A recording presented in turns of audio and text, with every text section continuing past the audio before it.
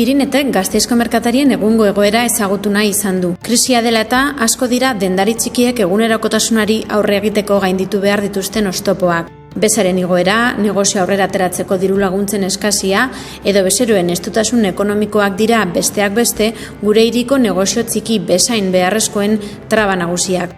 Gauzak horrela, elkarrizketatu ditugun guztiak ados daude. Krisia nabaritu dute. Zuek dakizuen lez, krisia asko nabaritu da eta ondela azken urtetik ona, askoz gehiago eta jende gutxiago etortzen direz komertziorak eta baita gastatzen dabe asko gutxiago.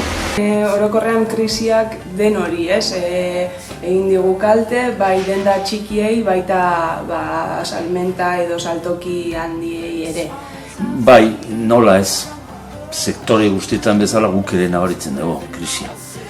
Hein handi baten kontsumitzaileen ohiturak aldatu direla azaldu digute. Nabaritu duguna izan da, pixka jendeak bi aldiz begiratzen dituela, gauzak gehiago begiratzen dituela, eta igual lehen bi gauza merke edo erosten zituena, orain erosten du gauza bat eta hobea, orduan buelta asko ematen dute, presioak begiratzen dute asko.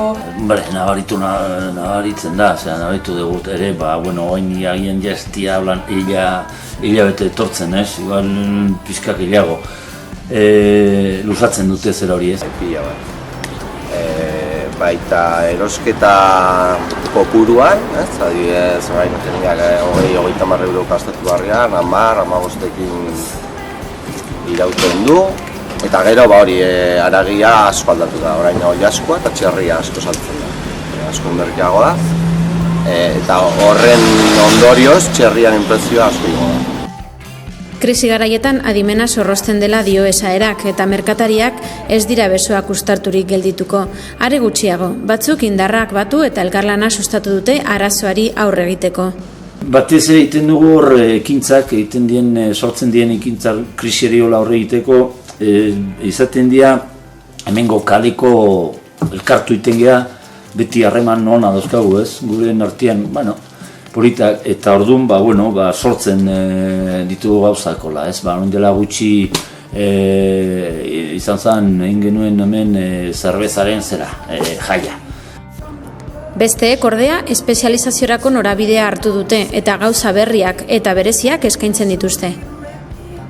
Nola betidanik nahiko espezializatuta egon gara izan gara, igual gutxiago nabaritzen dugu ez.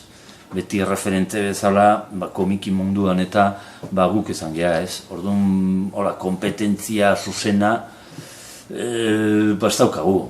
Edo agian hor zean Edgar eta horiek beste liburu den dut dute eta komik egite izaten dute. Saiatzen gara berrikuntza bat egitea eta sormena ez, beste alde batetik. Saiatzen garena da produktuak erabilgarriak izatea.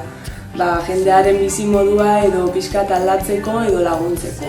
Dendan erlazioa daukagu diseinuarekin, kulturarekin eta garapen iraunkorrarekin ere bai. Hor hemen liburu dendan beti antolatu izan dira mai inguruak, liburu inguruan ez.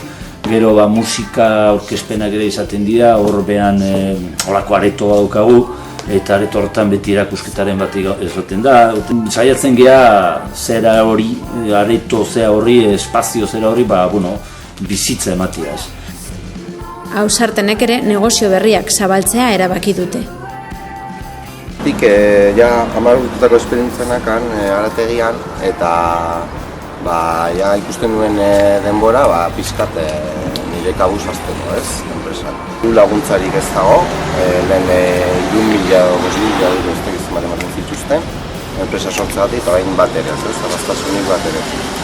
Eta hori dena pentsatuta neukan, baina nolabait krisi hau luzerako doan, 3 edo 4 edo 6 urtetarako, pentsatu nuen hau zela nire aukera eta aurrera.